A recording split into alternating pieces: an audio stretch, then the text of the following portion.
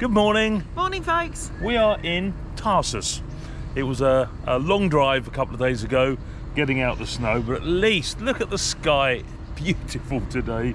We've had a couple of days of chilling. Tom's done a bit of work, I've done not a lot else. Cleaned the van out a little bit, that kind of thing. Feeling a lot more refreshed and ready to go. We are today. So today we're going to take you to the town of Tarsus. We don't really know what's there. There's a couple of things that we've seen, but we just got to go for a mooch. But before that, Claire's got to nip off to the loo before we go. I've got to show you the campsite. So it's 1, 2, 3, 4, there's about 6 or 7 spots here. It's beautiful. I think in the summer it'd be lovely here. Again, everything in the summer it looks so much better. But there's orange trees, there's a chess set, there's a river along there. We'll show you the river on the tick. There's a washing machine, there's bathroom, there's showers, and they are pathetic, but my god, to stand under warm water running for ages was good. Yeah, orange trees, there's rosemary bushes, there's little picnic areas, and there's barbecue set up. The table's been put away now, but yeah, it's nice here, and it's 300 Turkish lira at the moment. And the whole place is run by the council, the municipality of Tarsus. There are rules and regulations. You can't barbecue on the plot. There's no music after 10 o'clock, you know, all the standard sort of stuff. But it's really quite nice here. So we only came here to Tarsus because of the campsite, because we just needed a break and we needed to do some washing. So yeah, so explore the town. It's going to be quite an experience to see what's there.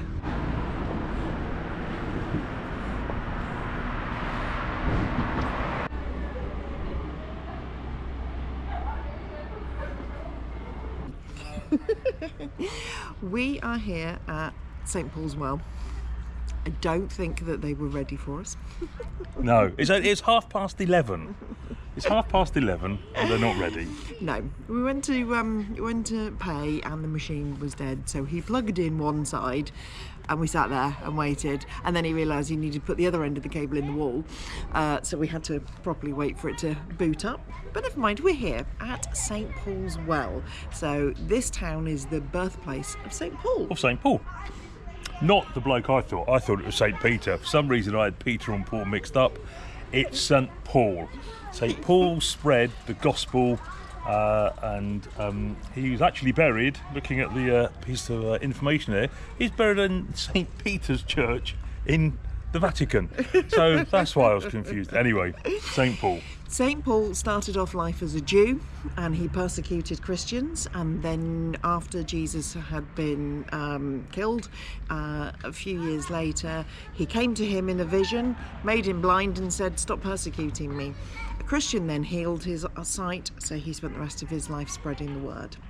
Yeah. Until he was beheaded.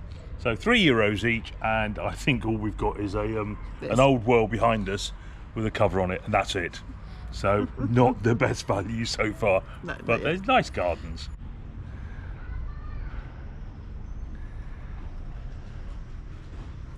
So I don't normally like to slate things, but it took longer to switch the card machine on and get the payment than it did to actually look at what's in there. There's no information in there. There's one board about his brief summary of St. Paul's life, and there's a tiny little paragraph about the fact that this is a really important archaeological find.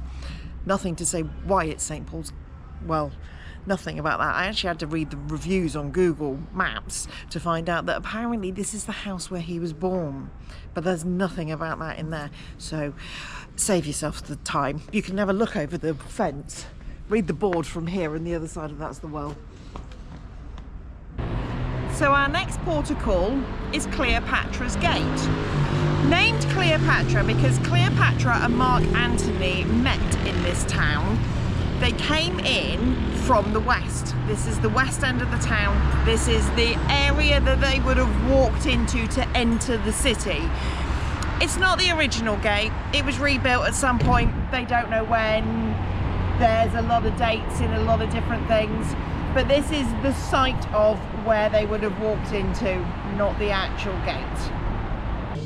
So we've just come into this little cafe. There was a big sign outside that said about Tarsus Hummus. Tarsus Hummus is a geographically protected food. It's hot hummus. So we thought we'd come in and try, and you go with butter, sunflower oil, olive oil, or pastrami. And a random guy just came over and took our order because he could speak a little bit of English. I thought he worked here. He's just left. He doesn't work here. People are brilliant at jumping in and helping out when there's tourists around. But yeah, we're quite excited about it. It's hot hummus. You're excited? I am excited. I love hummus, so it'll be good. As with everything in Turkey, you get some mezes with it. We've got the obligatory bread, and then this plate. That's a lot of chilies. I won't be eating them, but they've also served what looks like a raw onion. Different. So we've got one of them. It smells divine. Actually, let's do it with a spoon. Let's try a bit.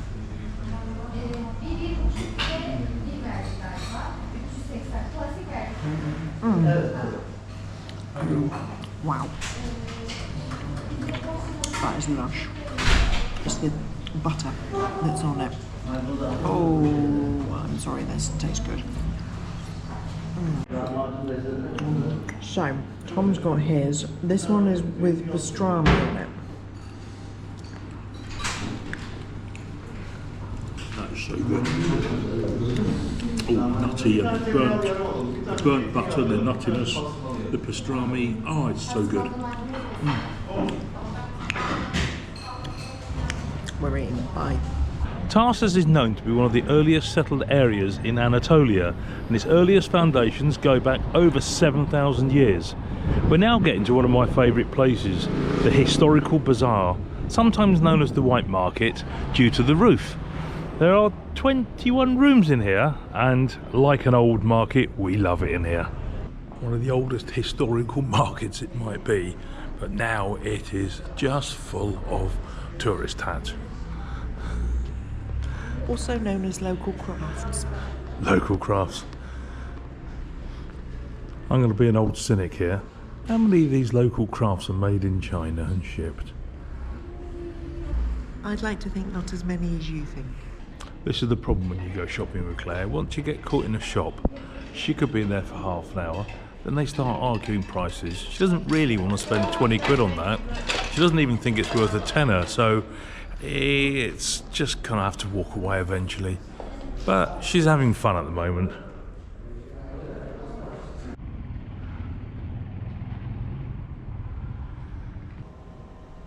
So we're at our next stop, St. Paul's Church.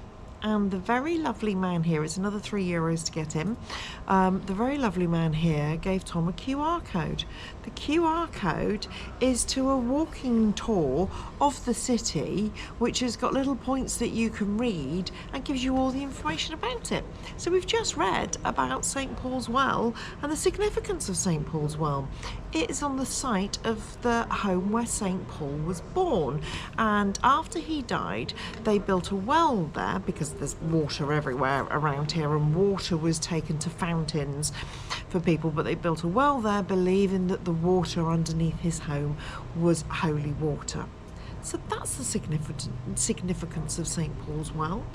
Why that man there couldn't have given us the same QR code and given us that information while we were there is beyond us. It's not what we expected inside.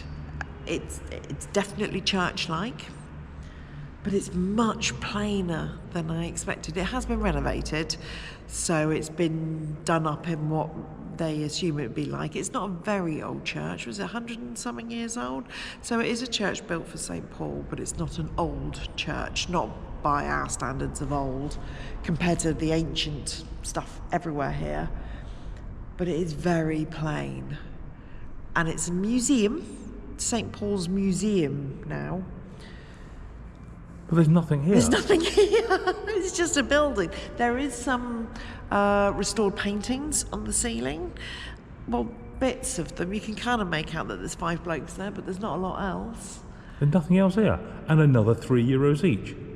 There's literally nothing here. The app is very handy. We're now going to go and see other things on the way.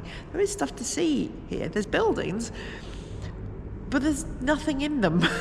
There's a few chairs, but nothing in it.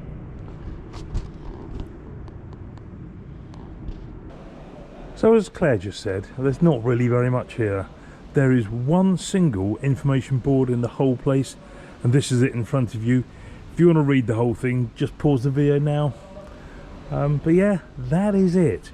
So another €3 for not a lot really. So I think we're now done with spending €3 or €6 at a piece for every one of these places we go. No more, we just look at the outsides. Yeah.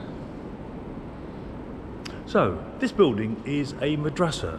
It's a single-storey building with a big open courtyard which is covered. A madrasa is a school building. It's a building of education. And this one is a museum, or being used as a museum. There's actual things in here. There's actual information in here. Oh, and it's free. And it's free. The other two we paid €3 each and there was nothing. This one is absolutely full of stuff and free. Tarsus, I don't get you. I really don't. So we've now come to the mosque of the burial place of Prophet Daniel. Yes.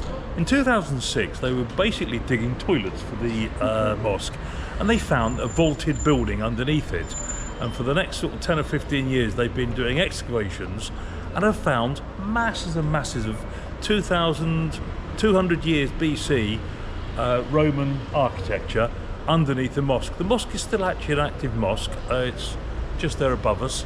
Quite small, but the Roman ruins around it are incredible.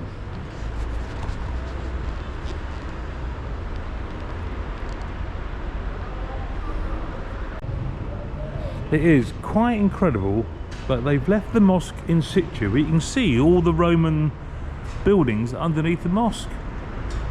Very, very cool. So this side, this is a bridge, old Roman bridge that we're stood underneath, and this is a holy well, but it's got a smell coming from it. Apparently it's a completely natural aroma and it's quite sweet. Where it's coming from, nobody knows. Tom suspects it might be a Glade plug-in, but apparently it's a natural smell.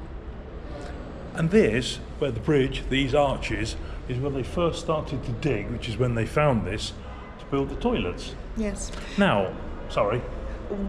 Just in case you're wondering why I'm wearing this, it's because it is a mosque. I do have to cover my hair. I'm just looking at myself in the camera. I look a bit silly. I'm coming this way because the green looks a bit weird. Now, this whole thing in the mosque has been free.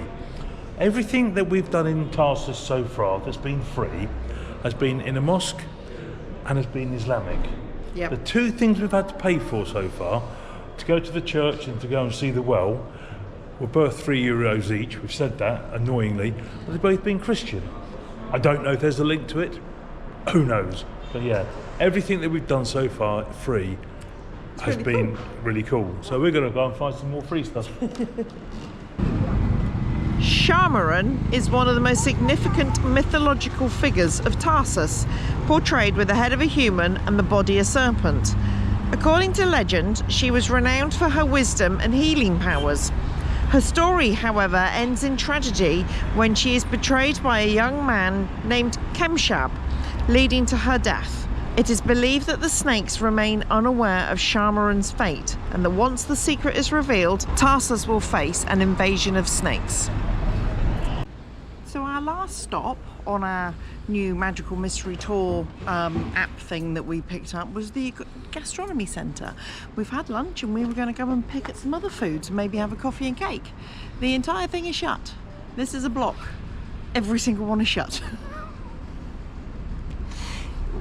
It's not our favourite yet. So we're going to go and walk back into town and see if we can find a coffee and cake somewhere.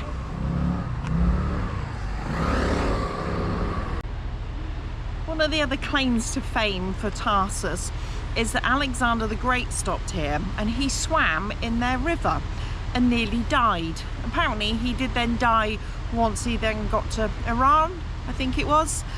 But judging by the colour of this, I'm not surprised. We can't work out if this is minerals that's made it this colour or pollution. We like to think it's minerals, but I'm not going for a swim in this one. Morning folks, today's not going to be a fun day. We have a blocked drain. We've tried everything. We've done the vinegar and baking powder and boiling water, and it will not go down. And it's only a short length, so I'm going to have to take it apart and see what it's blocking. The other problem is that we had one of our burners on our ring wasn't working. It was just full of oil and gunk, so I had to dismantle it. But to do that, I had to take apart pretty much the whole of the drawer. This used to be connected, it's no longer connected. It's now what, probably about 1 o'clock, so it's taken me hours to take apart. I obviously built it well in the first place. So we've got 2 burners, we've just got no pipe, but we found somewhere really close to us in Tarsus. Claire sent an email, so hopefully we're going to go there tomorrow morning. They can replace the pipe and we can be on our way. Hopefully they can do the front headlight, which I can't get to either. So anyway, 1 job out of 3 done today. That's a start.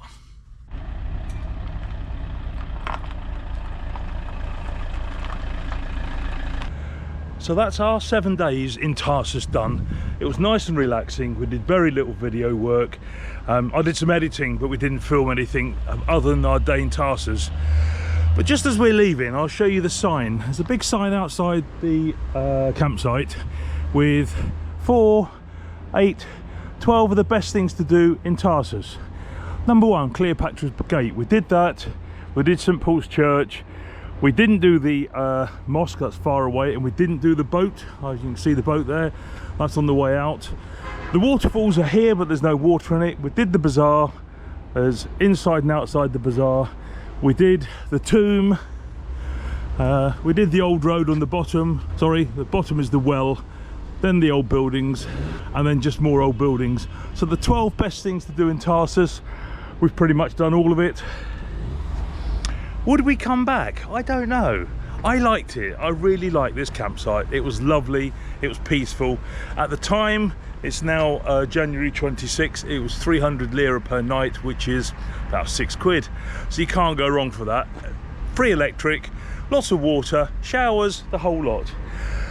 But there's nothing to come back to Tarsus for other than the campsite. So I don't know where we're going today, but I hope you've enjoyed Tarsus as much as we have. Well, we've enjoyed the rest anyway. Keep following us, give us a thumbs up, subscribe to our channel. Everything you do really helps us, and we'll see you soon.